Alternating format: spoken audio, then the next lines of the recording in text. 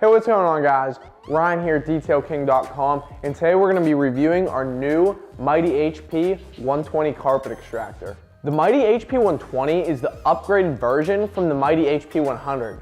It features larger wheels and a wider body to make maneuvering it through your shop a breeze. At the top of the machine, you'll find your access to the 10-gallon recovery tank, outfitted with a secure blocking system. Moving down, you'll find the control panel fitted with 3 waterproof switches, one powering the heater, one powering the pump, and one powering the vacuum.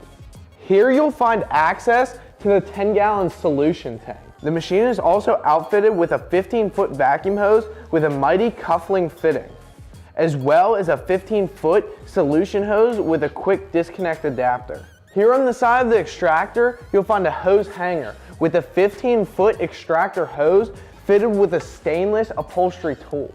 On the back of the machine, you'll find the dump valve for emptying a 10-gallon recovery tank. With the Mytee HP120 extractor weighing in at 85 pounds, it easily can maneuver around your detail shop without having to worry about anything with the large wheels.